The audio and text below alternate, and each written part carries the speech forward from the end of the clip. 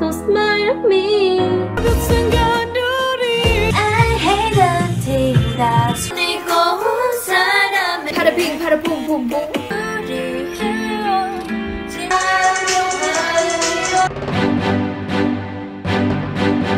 내 가슴이 다시 아파온다.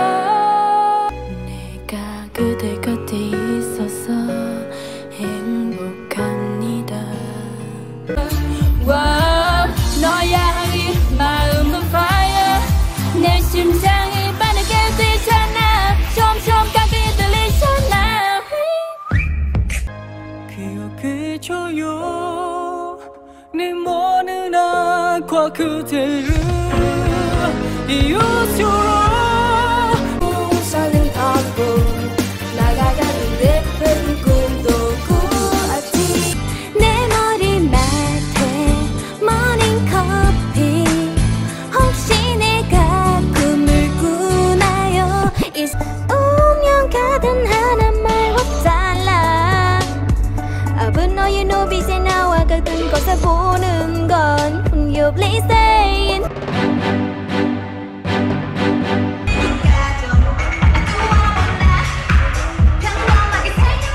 Forget you, I remember you. 기억해.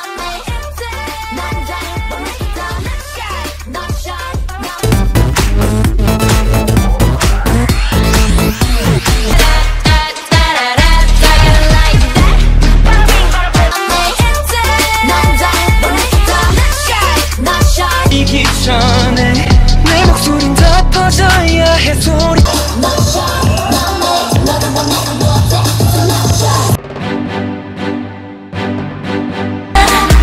어디서 가장 반짝이는 저별 Please save me 이런 Please save me 이런 날 조용해줘요.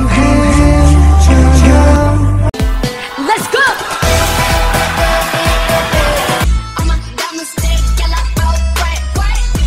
Your words are like a gun.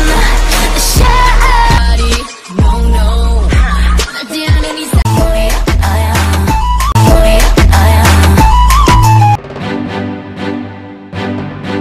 개월 전에 제 여자친구가 저에게 선물, 여러분은 그날이 뭔지 아는지 연예기 대회에 수고했다는 말 두 개를 발표. 처음으로 본 것이 언제였는지 정확하게 기억이 띵고, 멍어리, 능고, 뜻도 같은 단어. 나라에서 변동의 시대를 겪는 역사적인 2000.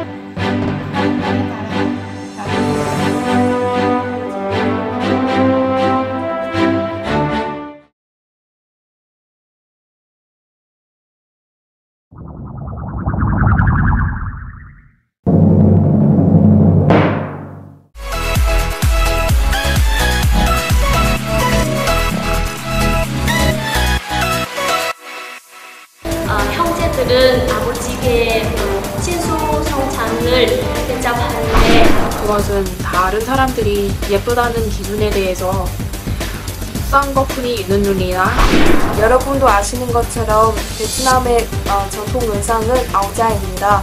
그렇지만 각 베트남 민족에 따라서 K-pop 가수들이 적극적으로 한국 전통 음악을 알리는 데 앞장을 서고 있으니 설날 기간에 저와 함께 인터넷 속으로 여행을 떠나신 분 없으신죠? 여행객들이 베트남에 오시면 스타벅스 대신 긴 거리 카페에 가서 전 세계의 국가들이 코로나 바이러스 감염증을 제거하고 호시민시를 포함한 남부 지역이 어떻게 형성되었는지 궁금한 적이 있으신가요?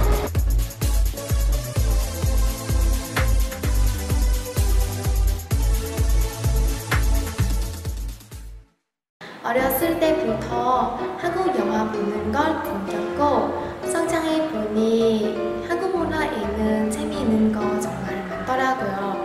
한국 사람들은 얘기하는 걸 들을 때 소리가 부드럽고 듣기가 쉬운 느낌이었습니다. 한글은 또 과학적이고 배우기도 쉽습니다.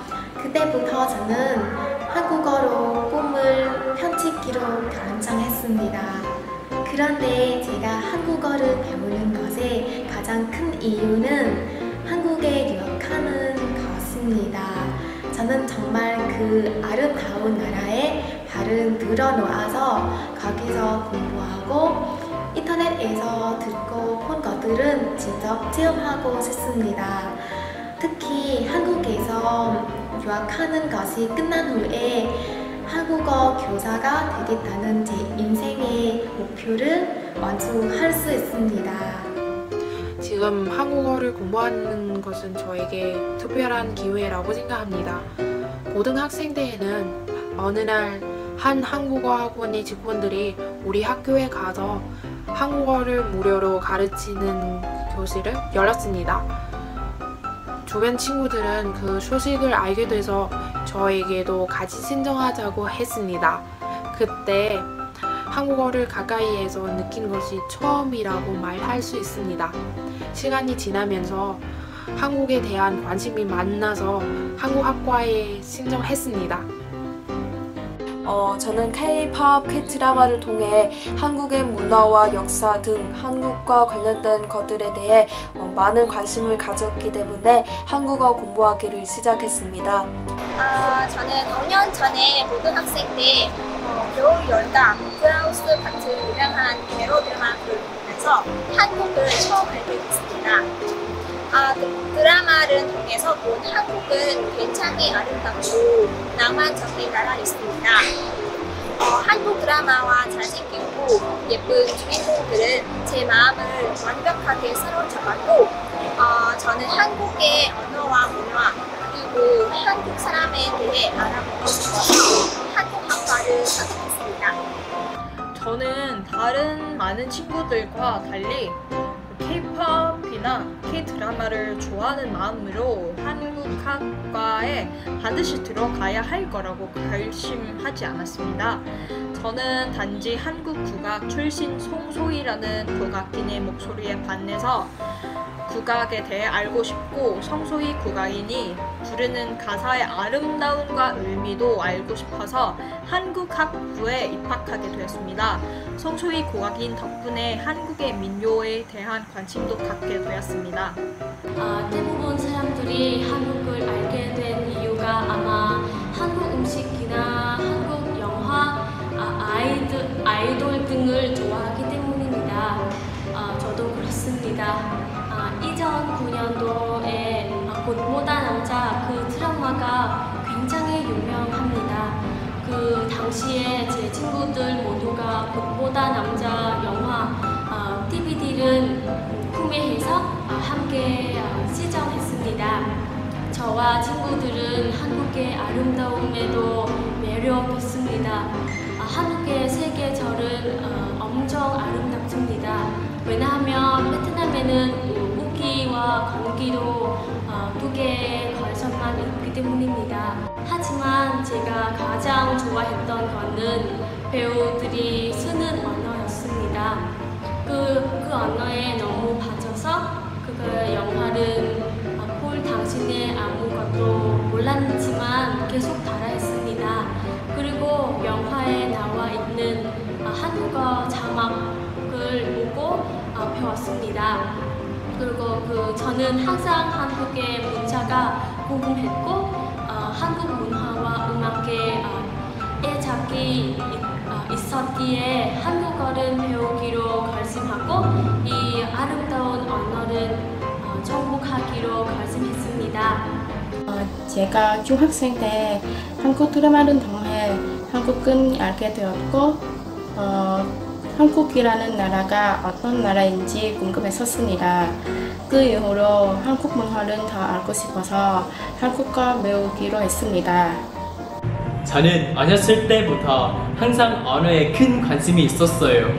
하지만 그 당시 학교에서 배울 수 있는 외국어는 영어밖에 없어서 영어 실력을 높이려고 영어로 된 영화, 음악만 감상했는데요. 고3 때 친구 집에 놀러 갔다가 우연히 친구가 어떤 생소한 언어를 열심히 연습하는 모습을 봤어요. 뭐 하고 있는 거냐고 물어봤더니 친구가 한국어를 연습하고 있다고 하더라고요. 한국어를 처음 본 저는 놀랐습니다. 다른 외국어보다 글자가 아주 간단해 보이고 발음도 좋게 들렸기 때문입니다.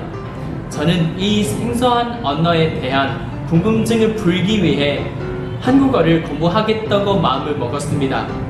그래서 그 친구와 한국어를 공부하기 시작했고 그렇게 벌써 4년이라는 시간이 흘렀네요. 안녕하십니까. 저는 한우이 폴리테크닉 대학교의 한국어학과 대학생 백티입니다. 저는 빈푹에서 태어났는데 지금은 한우이에서 살고 있습니다.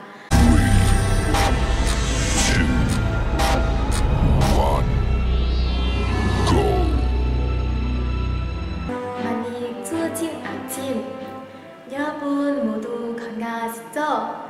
한우이 폴리테크닉 대학교 관광 리포터 백티입니다. 여러분 아시다시피 현재 전 세계가 코로나를 이겨내려고 사투를 벌이고 있습니다. 오늘까지 확진자 7,950만 명에 사망자만 174만 명에 이르고 있습니다. 큰 재앙입니다.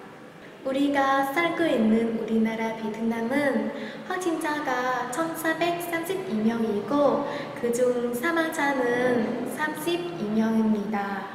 이는 우리 베트남 정부와 보건부 그리고 우리 국민들 모두가 얼마나 많은 노력을 기울였는지 알 수 있게 해줍니다.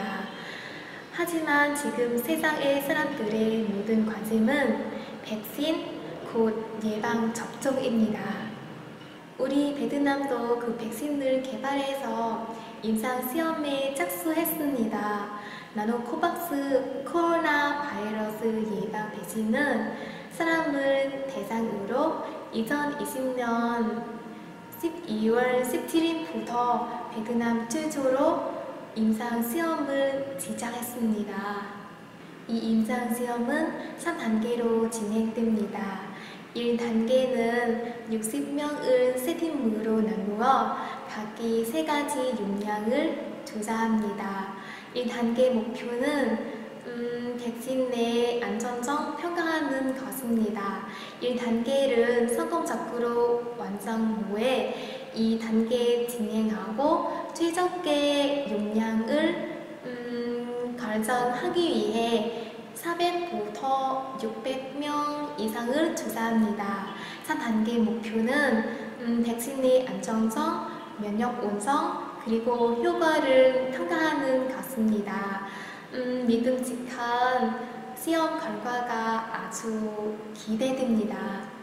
은민항롱 보건부 장관은 코로나로 인한 국제적 위기를 정상으로 되돌리고 장기적인 국가 발전을 위해서는 국가적 차원의 백신 개발과 접종을 통한 대응이 중요한 해결 방법이라고 강조했습니다.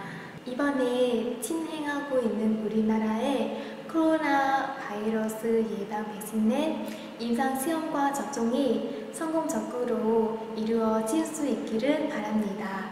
또한 우리 베트남뿐만 아니라 전 세계의 국가들이 코로나 바이러스 감염증을 제거하고 소중한 우리의 일상을 정상으로 회복할 수 있기를 열렬히 소망합니다.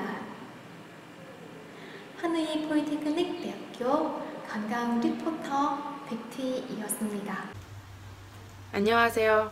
저는 반인대학교에서 재학 중인 4학년 학생 웬디하우라고 합니다. 저는 성실하고 활발한 사람입니다. 그리고 주변 사람들은 제가 넉살 좋은 사람이라고 말했습니다.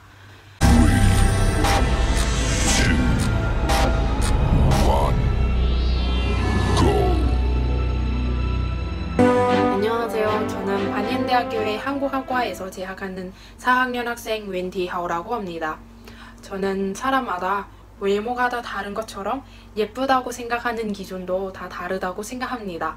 그리고 누구든지 말하자면 다른 사람들이 예쁘다고 해주어도 혹은 저처럼 별로 예쁘지 않다는 말을 듣는다고 해도 자신이 더 완벽해진 모습을 가지려고 노력하는 것은 당연하다고 생각합니다.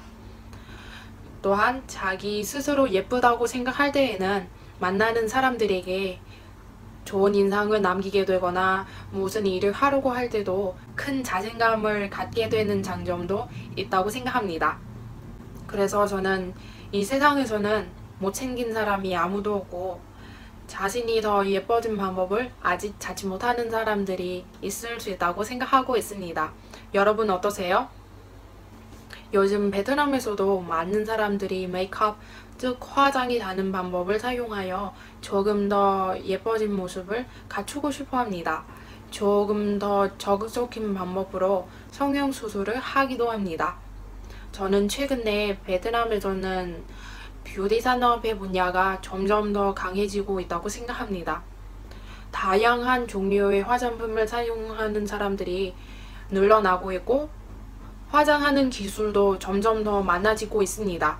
심지어 제가 아는 사람들 중에는 조금 더 완벽해진 모습을 갖추기 위해서 성형수술을 선택하기도 했습니다. 지금 베트남의 성형수술도 너무 발전해서 수술했는지 안 했는지 본인이 말하지 않으면 주변 사람들이 잘 모를 정도라고 합니다. 여러분 보시기에는 저는 이런 수술을 했을까요? 안 했을까요? 언제든지 요즘에는 이렇게 예쁘고 자연스러운 모습을 갖추고 싶어서 많은 성형수술이라는 방법을 선택하는 사람들도 빠르게 증가하고 있는 것은 사실입니다. 그것은 다른 사람들이 예쁘다는 기준에 대해서 쌍꺼풀이 있는 눈이나 콧등이 오고하게 솟은 높은 곳, 그리고 얼굴에 턱선이 잘 보이는 메라인 등이 있는 외모를 좋아한다고 생각하기 때문입니다.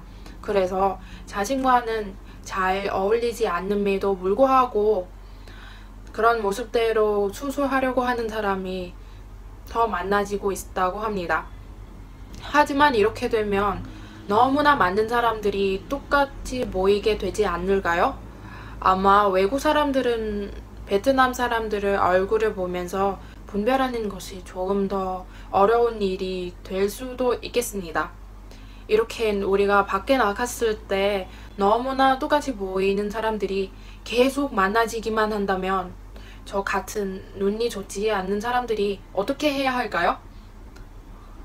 결론적으로 저는 베트남의 뷰티 산업의 성장으로 인하여 우리들이 더 예뻐지게 되는 것은 너무나 좋은 일이지만 이렇게 자신에게 잘 어울릴 수 있는 방법을 찾지 못하는 것은 더욱 조심해야 한다고 생각합니다. 우리가 모두 태어나면서 가지고 있는 모습이 있습니다. 서로 조금씩 다르고 당연히 그 모습 그대로 가지고 있는 매력도 다를 수밖에 없습니다. 내 얼굴에 있는 눈이 외꺼풀이든지 혹은 쌍꺼풀이든지 코가 이렇게 높은 모양이든지 혹은 다른 모양이든지 각각 특별한 개성을 가진 예쁜 점이 분명히 있다고 생각합니다. 그래서 그냥 적당히 다른 사람들과 똑같아지려는 모습 생각만 하지 말고 나 자신의 아름다움을 더 잘 돋보이게 준비하는 노력이 너무나 중요하다고 생각합니다. 물론 저는 여러분들이 성형수술하면 절대 안 된다는 말하려는 것은 아닙니다. 단지 우리가 더 예뻐지기 위한 노력을 하면서 우리가 이미 가지고 있는 예쁨을 더 잘 다듬어서 자신만의 그 예쁨을 더 잘 나타낼 수 있는 그런 아름다운 사람이 되기를 바라는 마음으로 저의 생각을 말씀드렸습니다. 끝까지 경청해 주셔서 너무나 감사드립니다. 늘 행복하시고 더 아름다운 모습으로 건강하시기를 바랍니다. 감사합니다. 안녕하세요. 저는 호치민시 사범대학교 한국어과 4학년 레환회장이라고 합니다. 제 취미는 독서, 음악 감상, 영화 감상, 그리고 우쿨렐레 연주하기입니다. 제 삶의 목적은 현재보다 더 좋은 사회를 만들기에 기여하는 것입니다. 운명은 우연이 아니라 선택이다. 기다리는 것이 아니라 성취하는 것이다 라는 문구는 제 최애 문구입니다.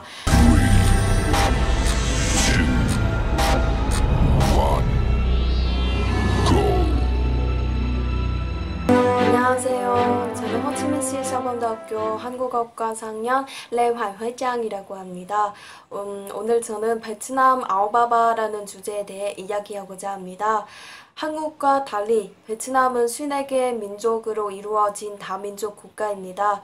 여러분도 아시는 것처럼 베트남의 전통 의상은 아오자입니다. 그렇지만 각 베트남 민족에 따라서 대표적인 전통 복장들이 달라집니다. 뿐만 아니라 지방마다 다른 대표적인 복장들도 있습니다. 여기서 북부 지방하면 바로 아오들턴을 떠오르는 것과 같이 남부 지방하면 바로 아오바바를 떠오릅니다. 그리고 지금 제가 입고 있는 옷은 바로 베트남 남부에서 오래전부터 입어온 전통 복장인 아오바바입니다. 옷은 작게는 나부터 크게는 국가 그리고 시대의 무드를 보여주는 것이라는 말처럼 아오바바를 통해 베트남 여성들, 특히 베트남 남부 여성들의 우아함을 보여줍니다.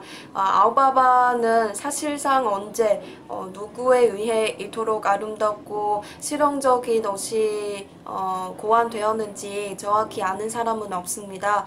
현재 아오바바에 대한 기원으로 대략 다음과 같은 3가지의 학설이 존재합니다. 레 왕조 시절 베트남 남부에서 처음 등장했다는 설, 19세기 증빈기라는 사람이 말레이시아 페낭섬에 사는 화교들의 옷을 베트남인들에 맞게 개량했다는 설, 그리고 마지막으로 베트남 역사가 아오바바를 18세기 목 부위가 동글고 소매 길 부분을 좁은 옷이라고 설명하기도 합니다. 아오바바는 흔히 단추가 위에서 아래로 달린 소매가 넓고 긴 셔츠와 평범한 바지가 한 세트를 이루는데 그 형태의 단순성과 기능성을 이유로 등장하자마자 민간에서 폭발적인 인기를 얻게 되었습니다. 게다가 1년 내내 무더운 남부지방의 기후를 고려하여 가볍고 부드러우며 땀을 잘 흡수하고 통풍까지 잘 되는 것 또는 융 등을 원료로 하여 만들기 때문에 일상에서 그리고 일할 때 도시, 시골을 막론하고 대부분의 베트남인들은 당연 아오바바를 즐겨 입곤 합니다.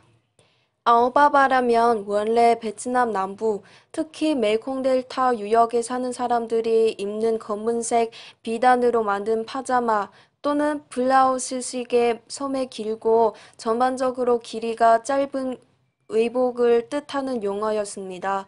하지만 시대가 변함에 따라 색깔은 물론 디자인과 형태까지 그 변천사를 확실히 구별할 수 있을 정도로 확연히 개량되어 왔기 때문에 사실상 과거의 원형과 상당히 멀어진 감도 있습니다. 또한 최근 베트남 사람들은 예전보다 아오바바를 평일에 자주 입지 않으며 특별한 날에만 입습니다. 여러분 생각 속에 있는 아오바바는 어떻습니까? 저는 어렸을 때부터 할머니의 아오바바를 입으셨던 모습을 항상 볼 수 있었기 때문에 아오바바에 대해서 깊은 인상을 받았습니다. 저한테 아오바바는 단순히 남부의 전통 복장일 뿐만 아니라 할머니와의 추억이기도 합니다. 언젠가 저는 제 어머니를 보고 엄마 나중에 나이가 많으실 때 무슨 옷을 입고 싶어요? 라고 물어봤더니 어머니가 아오바바라고 대답하셨습니다. 저도 그렇습니다. 저는 제가 정말 아오바바를 정말 자랑스러워하고 다음 세대들에게 전할 수 있었으면 좋겠습니다. 이상으로 제 발표를 마치겠습니다. 들어주셔서 감사합니다. 안녕하세요. 저는 호치민 기술대학교 3학년 재학 중인 김바라고 합니다. 올해 한국어 말하기 대회 학교 대표로 참여하게 되어서 정말 기쁘고 영광입니다.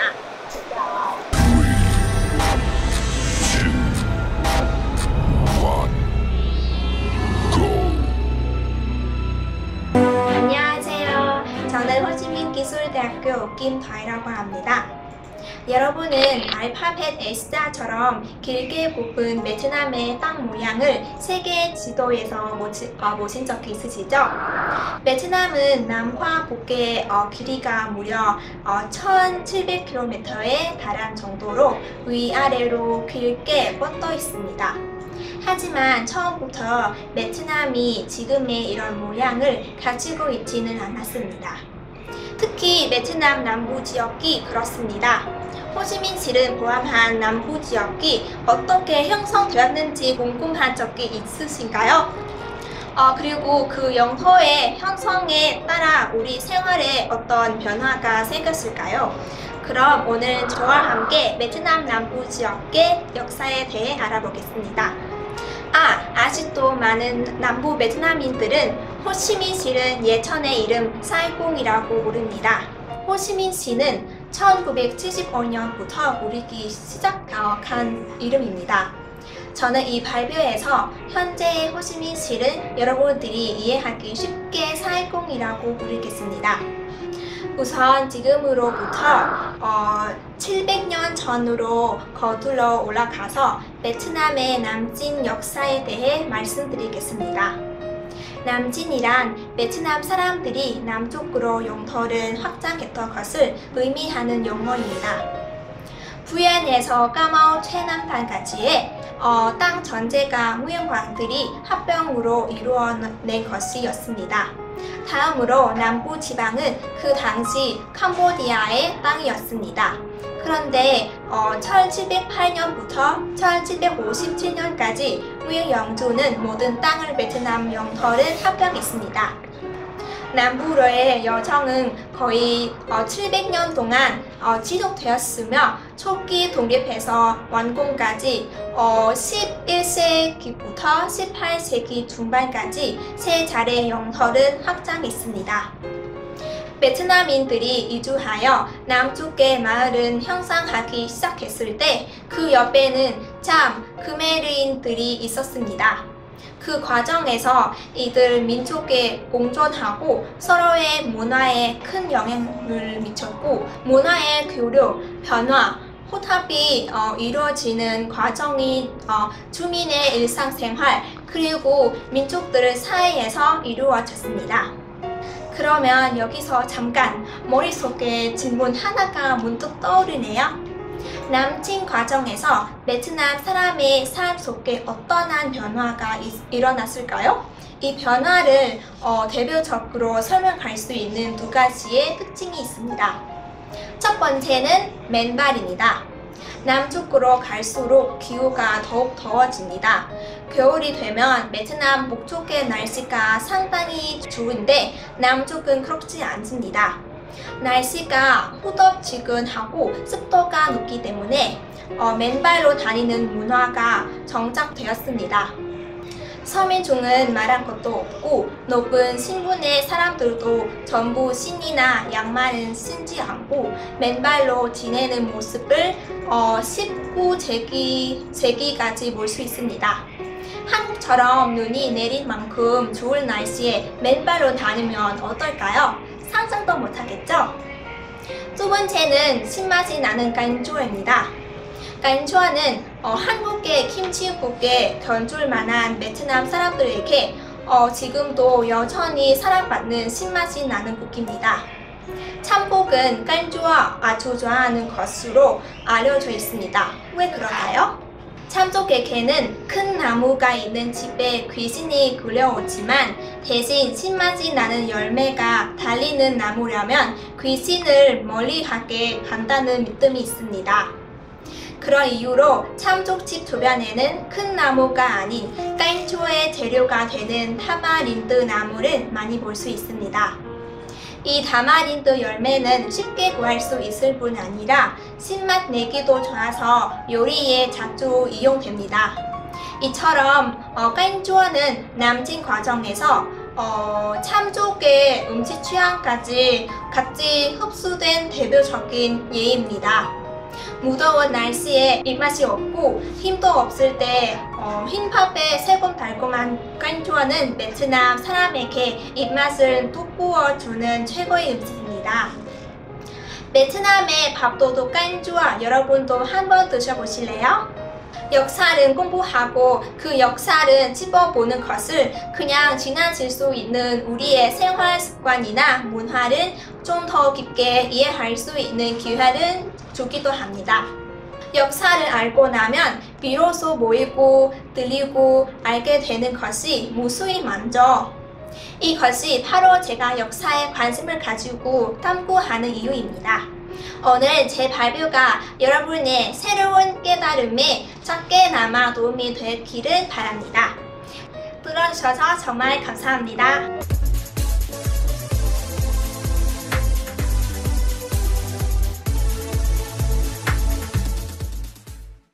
지금까지 저는 자신의 가장 큰 장점이 소통하는 데 자신감이 있다고 생각합니다. 초등학교 때부터 저서라고 발표하거나 많은 사람들 앞에 설 때마다 다른 학생들처럼 떨리지 않는 것입니다. 그래서 제 소통 능력이 꽤 좋고 모든 사람들과 아주 빨리 어울릴 수 있습니다. 또한 정신적 압력을 견디는 능력도 좋습니다. 그 때문에 선생님과 학생들에게 어려운 일은 자주 부탁받았습니다. 위의 공유를 통해 여러분은 저에 대해 조금 이해할 수 있다고 기대합니다. 저는 여러분에 대해 조금 이해할 수 있다면 얼마나 좋겠습니다. 관심을 가져주셔서 감사합니다. 제일 자신감이 있는 거예요? 저는 주변 사람들의 이야기를 잘 들어서 충분히 이해할 수 있을 거라고 생각합니다. 주변 사람들에게 신경 쓰고 잘 이해해 주고 싶어서 그런 것 같습니다. 의사소통을 잘하는 것이 제 장점이라고 생각합니다. 제가 어떤 일을 하기 시작하면 아무리 어렵거나 힘들어도 끝까지 하려고 노력합니다. 그게 제 장점이고요. 제 사전에는 포기란 단어는 없거든요. 네, 저는 새로운 환경에서도 빨리 적응할 수 있는 능력이 저의 장점이라고 생각합니다. 앞으로 사회인이 되거나 계속 진학을 하게 된다고 해도 꼭 필요한 능력이라고 생각합니다. 네, 끝났습니다. 감사합니다. 저의 장점을 말하자면 무엇이든 시작하면 꼭 끝까지 완성하는 것입니다. 저는 포기하지 않고 계속 노력합니다. 제가 한국어 말하기 대회를 신청할 때 처음에는 선생님께서는 1학년 때문에 저를 잠깐 시키지 않을 것이라고 말씀하셨으니 저의 곧은 관심을 보고 결국 못 부셨습니다. 그리고 저는 모든 일에 열심히 합니다. 저는 원래 외국어를 배우는 재능이 뛰어난 사람이 아닙니다. 한국어를 열심히 공부하고 사소한 것에도 신경을 써서 한국어에 바르게 배워왔습니다. 그럼 저는 마치겠습니다. 감사합니다. 제 장점은 더 저는 좋아하고 항상 목표했던 계획들은 이루려고 노력하는 것이라고 생각합니다. 이 대회 통해 제가 자신감이 생겼으면 좋겠습니다. 그리고 저희 도립기술대학교를 응원해 주시기 바랍니다. 감사합니다. 저의 가장 큰 장점은 호기심이 많고 새로운 지식을 적극적으로 배우려는 자세를 갖고 있다는 점입니다. 저는 외국어 외에도 그동안 몰랐던 지식이나 상식을 채우기 위해 노력합니다. 새로운 지식을 얻는 일은 언제나 재밌습니다. 그래서 한국어 공부를 할 때도 궁금한 것이 있으면 망설이지 않고 선생님께 바로 여쭤봅니다. 그리고 배운 것을 제 것으로 만들기 위해 노력합니다. 배운 단어를 꼭 실생활이나 한국인과 대화할 때 사용해보고 그 그 사용법이 맞는지 확인을 해야 직성이 풀리거든요. 저는 호기심을 채울 수 있는 방법이라면 물불을 가리지 않습니다. 왜냐하면 저는 궁금한 걸 풀지 못하면 잠을 못 자기 때문입니다. 여러분 안녕하세요. 저는 호시민시 국립대학 인문사회과학대학교 한국학부 4학년 마대입이라고 합니다. 중부지방에 위치하여 아름다운 바다가 있는 뀌년이라는 작은 도시에서 왔습니다. 곧 졸업한 다음에 무엇을 해야 할까 생각하면서 고민도 많이 해봤습니다. 저는 심리학에 대해 관심 있고 한국에 가서 좀 더 공부해보고 싶습니다. 어떤 사람의 몸짓, 말투, 습관을 통해 그 사람에 대해 정확하게 판단할 수 있는 능력은 워낙 신기하면서도 재미있는 일인 것 같습니다. 심리학을 공부한 다음에 베트남에 돌아와서 한국 학교에서 학생들에게 상담해주고 싶습니다. 제가 졸업한 중고등학교에서는 학생들을 위해 마련한 전용 상담실이나 전문가와 같은 것은 전혀 없었습니다. 학생들이 학교 다니는 동안 많은 압력을 받거나 가정으로부터 불안감을 느끼는 학생들은 적지 않습니다. 저는 가장 잘할 수 있는 일은 다른 사람들의 이야기를 귀 기울이면서 잘 들어줍니다. 그리고 매 순간은 최선을 다하자가 제 좌우명입니다. 왜냐하면 최선을 다해야 나중에 후회하지 않으니까요.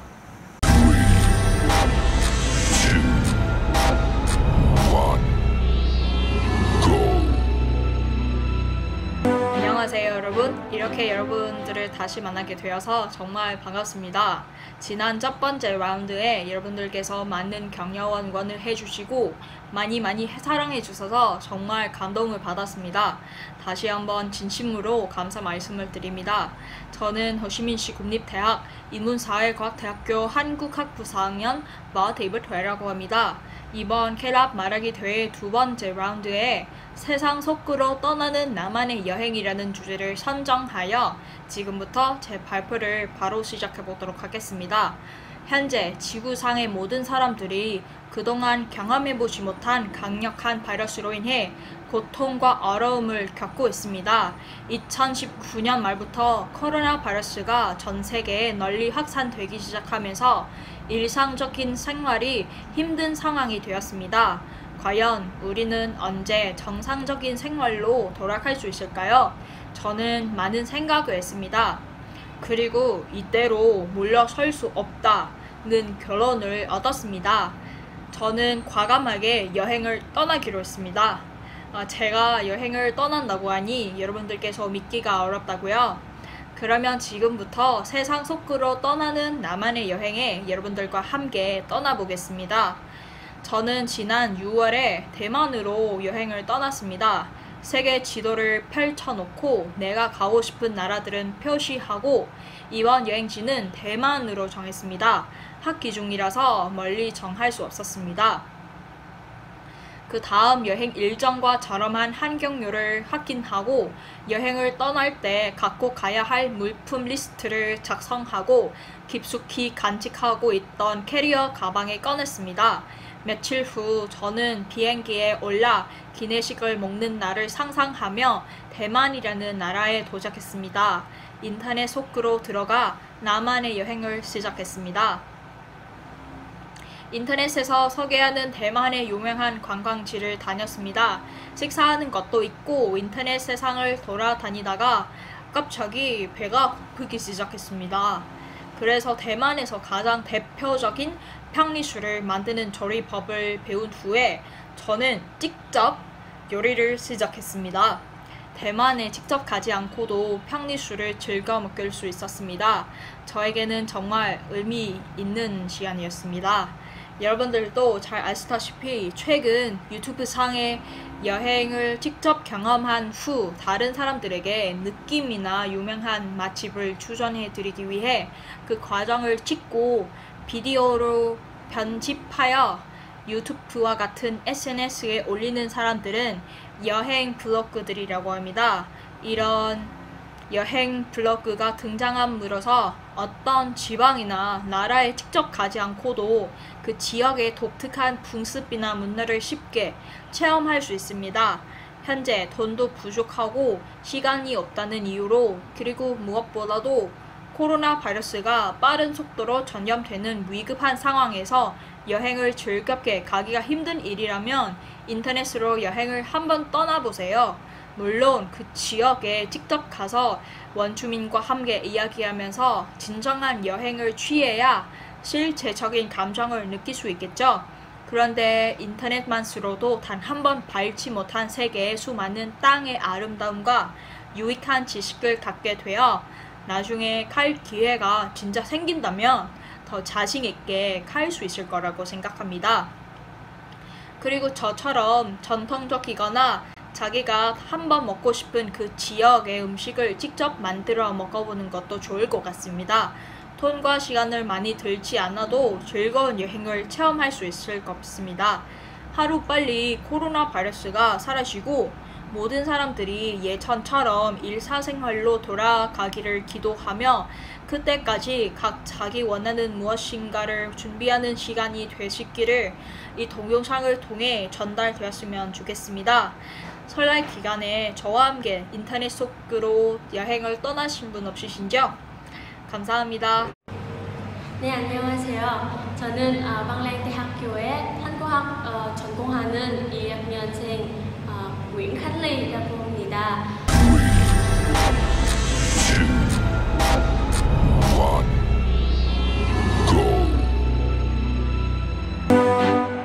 네, 안녕하세요. 저는 방랑대학교의 한국학과 1학년 학생 Nguyễn Khánh Ly라고 합니다. 여러분, 드디어 2020년이 나가고 있습니다.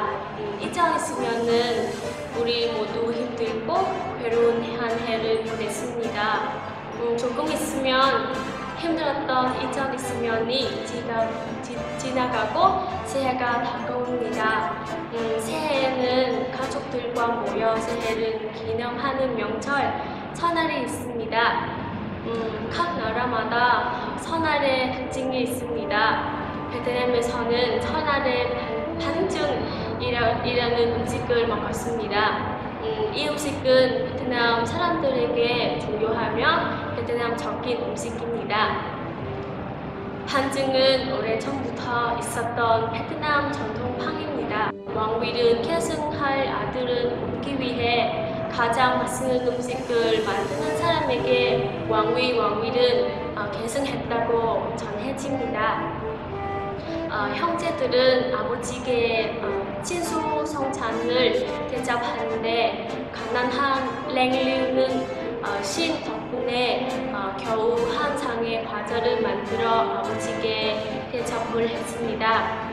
그 음식을 지금 우리는 여전히 빵증이라고 부릅니다. 진 땅과 하늘은 상징하는 그 한 상의 과자는 랭류에게 승리를 안겨주었고 결국 그가 왕이 되었습니다. 이 아름다운 풍습은 오늘날까지 이어져 내려왔습니다. 한국의 설 음식 떡국처럼 만증 베트남 설에서 아주 중요한 음식입니다. 떡은 본래 숭고하고 신성한 의미를 가지고 있습니다. 따라서 이 음식은 인내심 있고 꼼꼼한 사람에게 요구됩니다. 그래야 완벽한 반증을 만들 수 있습니다. 사용되는 재료에는 찹쌀, 랩, 녹두, 려산, 돼지고기, 그리고 레용, 레영, 불리는 이파리와 대나무 근이 필요합니다. 지역에 따라 바나나 잎으로 사용하는 곳도 있고 레영을 사용하는 곳이 있는데요. 요즘은 대부분 레용을 많이 사용한다고 합니다. 한국엔 없이 식물이고 영어로는 프리미엄 플레이스타늄입니다. 보통 베트남 설날에는 직접 반증 만듭니다. 그리고 만드는 방법을 소개하면 처음에 레영을 크로스로 엇갈리게 놓습니다. 그 위에 찹쌀을 두툼하게 올리고 그리고 녹두를 올리고 그 위에 돼지고기를 넣고 비계가 듬뿍 있는 돼지고기도 넣습니다. 그 위에 다시 녹두를 올리고 찹쌀로 마무리합니다. 고기와 녹두는 안 보이게 감쌉니다. 네모 모양으로 각지게 라용으로 잘 감쌉니다. 마지막으로 대나무 그늘로 이쁘게 씁니다. 보통 반죽을 전립, 유모이나 고기와 같이 먹으면 너무 맛있습니다. 어느 날 반죽 많은 곳에서 이미 판매가 되고 있습니다. 하지만 많은 가족들이 편리함을 추구하지 않고 선알레 반죽을 사는 전통을 아직도 유지하고 있습니다. 더 맛있고 진하고 의미가 있기 때문입니다. 베트남 선알레 반죽 사는 풍습은 독특한 음식 문화가 되며 국적적인 진보의 눈을 즐겁게 하는 데도 기여했습니다. 여러분에게 반죽 베트남 전통 음식을 소개했습니다. 베트남에 간다면 반죽 한번 먹어보세요. 그럼 저는 마치겠습니다. 너무 감사합니다.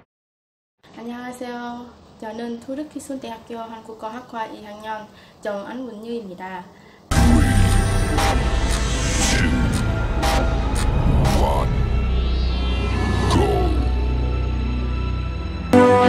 안녕하세요. 저는 토르키순대학교 한국어학과 2학년 정안문유입니다. 오늘 제가 베트남 커피 문화를 소개해드리겠습니다. 베트남 하면 커피는 외국인들이 가장 먼저 떠오르는 것 중에 하나입니다. 베트남 사람들에게 커피는 음료일 뿐만 아니라 독특한 문화와 자긍심을 담고 있습니다. 1875년에 프랑스 선교사에 의해 커피가 처음 베트남에 유입되었습니다. 그 다음은 1990년에 커피 생산은 장려하기 위해 베트남 정부가 새롭게 바꾸다 đổi mới 정책을 도입한 후에 베트남의 커피 생산량은 폭발적으로 늘어나서 현재 베트남은 세계 2위의 커피 생산국이 되었습니다. 베트남 커피의 종류는 진한 블랙커피부터 쓴맛에 담긴 달콤한 연유 커피나 커스터드 크림처럼 부드러운 계란 커피까지 다양합니다. 그리고 베트남 사람들이 커피를 타서 마시는 특유한 방법이 있습니다. 그 방법은 바로 종이 빈터 대신 빈이라는 작은 구멍이 뚫린 여과기를 사용하는 것입니다. 어떻게 사용하면은 컵 위에 빈을 올려놓고 거기에 원두를 넣어서 원두를 압축하기 위해서 뚜껑을 누릅니다. 그 다음에 뜨거운 물을 부으면 커피가 컵 아래로 떨어집니다. 전통 카페에서 커피빈을 식히면 커피 위에 설탕과 차 한 잔, 그리고 아이들의 장난감만큼 작은 주석 스푼도 같이 나옵니다. 아침 식사 후에 크고 유명한 브랜드 커피가 아닌 길거리 노점에서 작은 플라스틱 의자에 둘러 앉아서 내리는 커피를 여유롭게 기다리면서 신문을 보거나 길에서 다니는 사람들은 보는 모습을 베트남 어디서나 볼 수 있고, 이는 아침에 느낄 수 있는 베트남 사람들의 즐거움 중에 하나입니다. 베트남 사람들에게 커피는 생활에서 빠질 수 없는 일부분이 되었습니다. 그래서 하루의 시작과 끝에 피로와 무료함을 달래기 위해서 많은 사람들이 커피를 선택합니다. 여행객들이 베트남에 오시면 스타벅스 대신 길거리 카페에 가서 새로운 분위기를 꼭 한번 느껴보시기 바랍니다. 제 반복은 마치겠습니다. 들어주셔서 감사합니다. 안녕하세요 여러분. 저는 호치민시 외국어 정보대학교 4학년에 재학 중인 한똠이라고 합니다. 저는 21살이고 전공은 한국학입니다. 저는 어릴 적에 게임을 엄청 좋아했어요. 그런데 그 게임이 영어로 되어 있어서 옆에 사전을 두고 단어를 찾아가면서까지 게임을 즐겼던 기억이 있습니다. 지금 와서 생각해보니 정말 게임에 대한 열정이 대단했다는 생각이 드는데요. 덕분에 저는 취미 활동을 하면서 영어 공부도 했으니 일석이조의 효과를 톡톡히 누렸죠. 저는 이렇게 하나를 시작하면 꼭 끝을 봐야 하고 목표한 것을 이루기 위해 아주 열심히 노력하는 사람입니다. 게다가 호기심도 많아서 세상의 모든 것을 다 알고 싶은 욕심도 있어요. 그래서 늘 이것저것 배우느라 시간이 부족하지만 새로운 걸 배울 때가 가장 행복해요. 세상은 넓고 아직 배울 것은 많지만 더 넓은 세상으로 나가기 위해 앞으로 더 노력하겠습니다.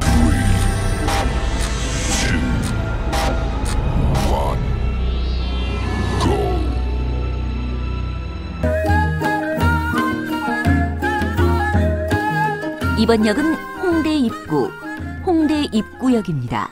내리실 문은 왼쪽입니다. 여러분, 지금 들으신 이 음악 혹시 어디에서 들을 수 있는 음악인지 아시나요? 바로 한국의 지하철에서 환승할 때 아내방송과 함께 나오는 음악입니다. 저는 한국에 가본 적은 없지만 주변의 한국 친구들이나 선생님들을 통해서 한국의 삶에 대해서 많이 듣는데요. 그 중에서 정말 흥미롭게 들은 이야기가 바로 이 지하철 환승 음악에 관한 내용이었어요. 한국에서는 지하철이나 KTX 그리고 공항철도를 탈 때 이런 전통 음악이 아내방송과 함께 나온다고 하더라고요. 그래서 외국인들이 한국에 갔을 때 가장 먼저 자신이 한국에 왔음을 실감하는 순간이 바로 공항철도에서 이 전통 음악을 들었을 때라고 합니다. 흔히 전통 음악을 떠올리면 재미없다, 지루하다는 생각을 많이 하시죠. 저 역시 그랬습니다. 저도 베트남의 전통 음악을 즐겨 듣지 않으니까요. 이 영상을 보는 여러분들도 그럴 겁니다. 아마도 여러분은 베트남의 전통 음악보다 한국의 K-팝을 더 많이 알고 있을 거예요. 한국 역시 전통 음악이 젊은 세대들의 관심을 받지 못했었다고 합니다.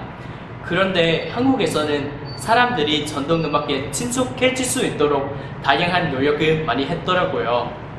그 대표적인 예가 바로 지하철 환승 음악을 국악으로 만든 것입니다. 현대 문물을 대표하는 교통수단에서 흔히 들을 수 있는 전통 음악이라니 정말 재밌지 않아요? 그리고 전통 음악이 지루하고 재미없다는 편견을 깨기 위해 재밌게 재창조한 사례도 있습니다.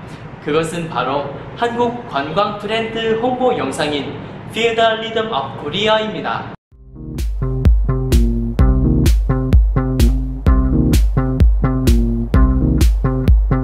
범 내려온다, 범이 내려온다, 장님 깊은 골로 대한 짐승이 내려온다. 범 내려온다, 범이 내려온다 라는 독특한 가사와 멜로디로 시작하는 이 영상, 여러분들도 아마 이 영상을 한 번쯤 보신 적이 있으실 겁니다. 퓨전 국가 그룹 이나지 밴드가 부른 한국의 반소리와 현대 무용을 접목시켜 만든 한국 관광 홍보 영상으로 외국인들에게 폭발적인 인기를 얻고 있는데요. 이 홍보 영상은 외국인들을 대상으로 만들었지만 지금은 많은 한국인들에게도 신선하고 재미있다는 평가를 받고 있다고 합니다. 이 프로젝트는 내국인과 외국인 모두에게 한국의 전통음악을 알리면서 관광 홍보 효과를 동시에 누리는 일석이조의 효과를 거두었다고 볼 수 있습니다. 전통음악이 K-팝을 만한 사례도 있습니다. 여러분들도 잘 아시는 BTS의 아이돌이라는 노래에는 한국의 농악에서 많이 연출되는 굿거리 장단을 느낄 수가 있습니다.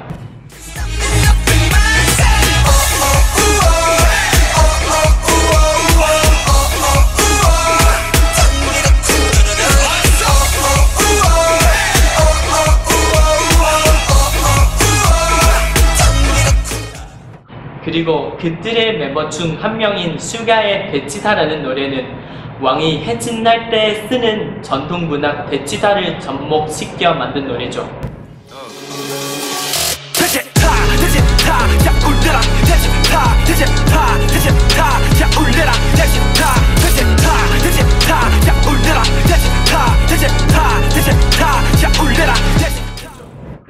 이렇게 전 세계 사람들의 사랑을 받는 K-pop 가수들이 적극적으로 한국 전통음악을 알리는 데 앞장을 서고 있으니 한국 전통음악이 전 세계인의 관심과 사랑을 받는 것도 시간 문제겠죠. 여러분, 아직도 전통음악이 지루하고 재미없다고 생각하시나요? 여러분은 어떻게 생각하는지 댓글을 남겨주세요. 언어와 마찬가지로 전통음악은 그 나라 사람들의 정체성과 문화를 보여주는 소중한 유산이지만 많은 사람들이 관심을 갖지 않는다면 역사 속으로 사라질지도 모릅니다. 하지만 이렇게 다양한 노력들로 전통음악은 다시 빛을 볼 수 있을 겁니다. 베트남 사람의 입장에서 이렇게 전통음악이 현대 문화에 자연스럽게 스며들어 있는 걸 보면 부럽기도 하고 신기하기도 합니다. 베트남에서는 전통 행사나 관광지에 가야 전통음악들을 접할 수 있기 때문인데요. 베트남의 전통음악도 한국처럼 시대에 발맞추어 변화하고 실생활에서 더 자주 접할 기회가 많아졌으면 좋겠습니다. 이제 곧 호치민에도 지하철이 운행한다고 하죠. 어쩌면 호치민의 지하철에서도 베트남의 전통음악을 들을 수 있는 날이 오지 않을까요? 지금까지 들어주셔서 감사합니다.